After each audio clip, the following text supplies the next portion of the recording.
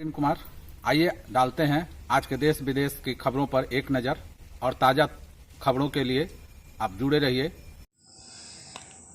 नगर सहित ग्रामीण इलाकों में समृद्धि, पुत्र प्राप्ति व मंगल कामना के पर्व छठ पर शाम को डूबते सूरज को अर्घ्य दिया गया। शहर के विभिन्न स्थानों पर भव्य कार्यक्रम भी आयोजित किए गए। बता दें कि शाम होने के पहले ही व्रती तालाबों और नदियों पर डूबते सूरज को अर्घ्य देने के लिए पहुंचने लगे। बड़ी संख्या में छठ व्रती अपने पूरे परिवार एवं गाजे बाजे के साथ छठ घाट पर पहुंचे। शाम को पूरे विधि विधान में से छठ व्रतियों ने डूबते सूरज एवं छठ माता की आराधना की। बता दें कि पटना जिला के मनेर के इलाके में छितनावा, खासपुर, शेरपुर, ब्रह्मचारी, लोदीपुर, ब्यापुर, दरवेशपुर, गुरिया स्थान, हल्दी छपड़ा संगम, ताजपुर आदि घाटों पर छठ व्रती डूबते सूरज को अर्घ्य दिया। हालांकि इस दौरान प्रशासनिक अधिकारियों के साथ पुलिस जवान भी पूरी तरह से मुस्तैद रहे। छठ पूजा के अवसर पर पटना में गंगा घाट पर पहुंचे मुख्यमंत्री नीतीश कुमार और बीजेपी अध्यक्ष जेपी नड्डा। लोक आस्था के महापर्व छठ को लेकर पटना सहित पूरे बिहार में उत्साह है। हजारों छठ व्रती अस्ताचलगामी सूरज को अर्घ्य देने के लिए पटना के गंगा नदी के तट पर पहुंचे हैं। इस बीच बिहार के मुख्यमंत्री नीतीश कुमार और भाजपा के राष्ट्रीय अध्यक्ष सह केंद्रीय मंत्री जेपी नड्डा भी पटना के गंगा तट पहुंचे और छठ घाटों का दौरा किया। इस दौरान नीतीश कुमार और जेपी नड्डा ने लोगों को छठ पूजा की हार्दिक बधाई भी दी। बता दें कि राजद प्रमुख और पूर्व मुख्यमंत्री लालू यादव और बिहार में विपक्ष के नेता तेजस्वी यादव भी छठ पूजा के लिए पटना के गंगा घाट पर पहुंचे। इस अवसर पर तेजस्वी यादव ने राज्य और देशवासियों को छठ पर्व की शुभकामनाएं दी। बिहार के सीतामढ़ी के डीएम रिची पांडे की सख्ती के बाद अब डीसीएलआर सदर भी दाखिल खारिज के लंबित केस को लेकर गंभीर हो गए हैं। लंबित मामलों की संख्या अधिक होने व निपटाने की गति धीमी होने के कारण अंचल से जिला स्तर के अधिकारियों के लिए परेशानी का सबब बना हुआ है। इस बीच डीसीएलआर सदर ने अपने अधीन के सभी सीओ को दाखिल खारिज के केस को तेजी से निपटाने का आदेश दिया है। डीएम के कड़े रुख के बाद डीसीएलआर द्वारा भी अब कोई नरमी नहीं बरती जा रही है। केंद्रीय मंत्री चिराग पासवान झारखंड और महाराष्ट्र विधानसभा चुनाव तथा कई स्थानों पर उपचुनाव में भाजपा राष्ट्रीय जनतांत्रिक गठबंधन के पक्ष में एक तरफा नतीजे आने का अनुमान जताया है। चिराग पासवान का कहना है कि बिहार में चुनाव प्रचार अभियान शुरू करूंगा, जहां मेरी पार्टी उपचुनाव वाली सभी 4 विधानसभा सीट पर राजग की जीत सुनिश्चित करने के लिए काम कर रही है। मैं झारखंड में भी प्रचार करूंगा, जहां मेरी पार्टी चतरा सीट पर चुनाव लड़ रही है और शेष सीट पर अपने सहयोगियों का समर्थन दे रही है। उन्होंने कहा कि झारखंड और महाराष्ट्र में चुनाव परिणाम को लेकर वो पूरी तरह से आश्वस्त हैं, क्योंकि दोनों ही राज्य में एनडीए एक तरफा जीत रही है। लोगों को प्रधानमंत्री के नेतृत्व में पूरी तरह से भरोसा जता रहे हैं। बिहार में छठ के साथ ही मौसम का मिजाज बदल गया है। सुबह में हल्का कुहासा यानी कोहरा सा छाया रहता है, वहीं दिन में आसमान में बादल हो जाते हैं।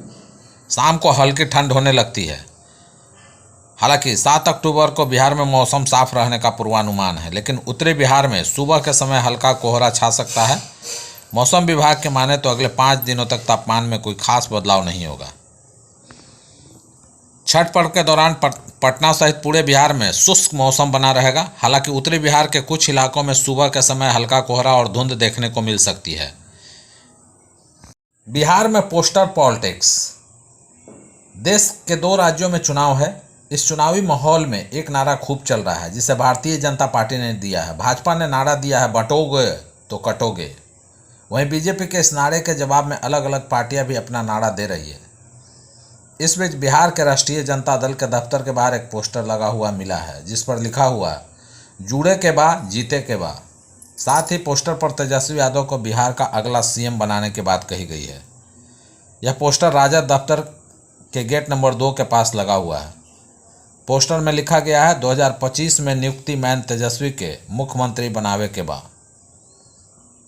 बता दें कि इससे पहले हाल ही में बिहार में तेजस्वी यादव के खिलाफ पोस्टर लगाए गए थे, जिसमें टोंटी चोरी की बात कही गई थी। पटना के सड़कों पर कई सारे पोस्टर लगे हुए थे। पोस्टर में लिखा हुआ था, तेजस्वी यादव टोंटी चोर हैं। इसके अलावा लालू प्रसाद यादव पर भी निशाना साधा गया था। पोस्टर में लालू यादव को चारा चोर बताया गया था। हालांकि ये पोस्टर किसने लगवाया इसका पता नहीं चला था। पर्व जो है चल रहा है, लोक आस्था का महापर्व है, लेकिन एक चीज देखने को मिल रही है कि हमारी जो पौराणिक परंपरा थी पतंग उड़ाने की, वो कहीं ना कहीं विलुप्त होती जा रही है। क्या कहेंगे? सर्वप्रथम सभी को छठ व्रतियों को छठ व्रत की हार्दिक शुभकामनाएं।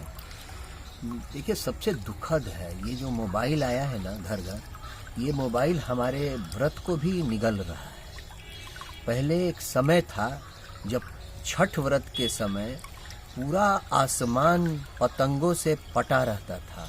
हर छोटा से बड़े तक, बच्चों से बूढ़े तक सब पतंग उड़ाने में मशगूल रहते थे। और आज हम देख रहे हैं मेरा पूरा आसमान खाली है, एक भी पतंग उड़ता हुआ नजर नहीं आ रहा है। हम अपनी परंपरा से दूर होते जा रहे हैं। आखिर क्या बात है? ये जो है वो पतंग उड़ाने की परंपरा थी, जैसा हमें लगता है कि उसमें एक अलग मिठास थी। बिल्कुल। पहले क्या होता था कि हम मोबाइल जब नहीं था तो सारे बच्चे जुटते थे और कोई मांझा बना रहा है, कोई मांझा लगा रहा है।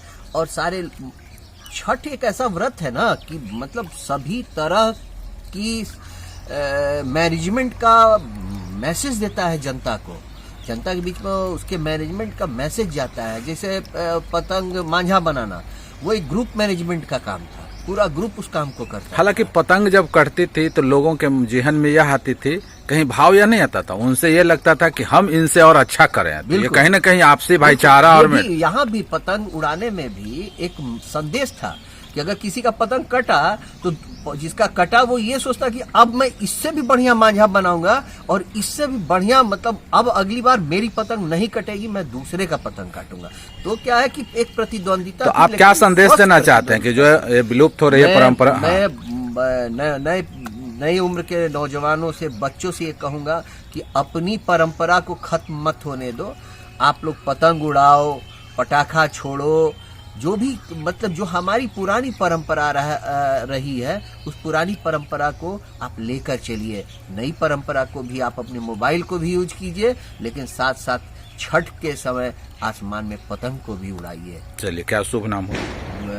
गोपाल संदीप सिंह, अध्यक्ष मां करणी सेना। छठ व्रतियों को अर्घ्य देने पहुंचे पूर्व केंद्रीय राज्य मंत्री। पूर्व केंद्रीय राज्य मंत्री रामकृपाल यादव पटना जिले के दुल्हिन बाजार स्थित उलार धाम सूर्य मंदिर स्थित पवित्र तालाब में अस्ताचलगामी सूर्य देव को अर्घ्य दान के दौरान छठ व्रतियों को अर्घ्य अर्पित कर कल्याण के लिए मंगल कामना की। फिर उन्होंने बिहार वासियों सहित देशवासियों के कल्याण के लिए मंदिर के गर्भगृह में जाकर भगवान भास्कर देव की प्रतिमा पर फूल, माला व नैवेद्यम के साथ पूजा अर्चना की। बेतिया मेयर पहली बार कर रही हैं छठ व्रत। लोक आस्था के महापर्व छठ की शुरुआत हो चुकी है। वहीं बिहार के बेतिया की मेयर गरिमा देवी बड़ी जिम्मेदारियों के साथ इस साल छठ व्रत कर रही हैं। नगर निगम के मेयर गरिमा देवी ने बताया कि महापर्व छठ प्रकृति का पर्व है, जहां हम उगते सूर्य के साथ अस्त होते हुए सूर्य की पूजा करते हैं। पहली बार छठ व्रत कर रही मेयर गरिमा देवी ने बताया कि नगर निगम के छठ घाटों का निरीक्षण करना, साफ सफाई कराना और फिर समय निकालकर छठ व्रत करना बड़ी चुनौती है। इसके बावजूद समय निकालकर अपनी पूजा पर भी ध्यान दे रही हूँ। मुझे बहुत अच्छा लग रहा है। एक तरफ जनता की सेवा करने में जुटी हुई हूँ तो दूसरी तरफ छठी मैया की भक्ति भी कर रही हूँ। पूरा बिहार सहित बेतिया में छठी मैया सबको खुशहाल बनाए, इसी कामना को लेकर इस बार छठ व्रत कर रही हूँ। का महापर्व छठ के दौरान कई लोग पानी में खड़े होकर भगवान भास्कर को कष्टी प्रणाम करते हैं, तो कई लोग ऐसे भी होते हैं जो छठ के दौरान दंडवत देते हुए भगवान भास्कर की आराधना में लीन हो जाते हैं। इस दौरान छठ व्रती अपने घर से निकलकर नदी घाट तक दंडवत देते हुए जाते हैं और इस कठिन प्रक्रिया को बार बार दोहराते हैं। ऐसे ही दंडवत करते हुए एक महिला पटना जिले के मनेर के ताजपुर छठ घाट पहुंची, जहां पर उन्होंने भगवान भास्कर की आराधना की और अपने घर परिवार और समाज के लिए सुख समृद्धि की कामना की।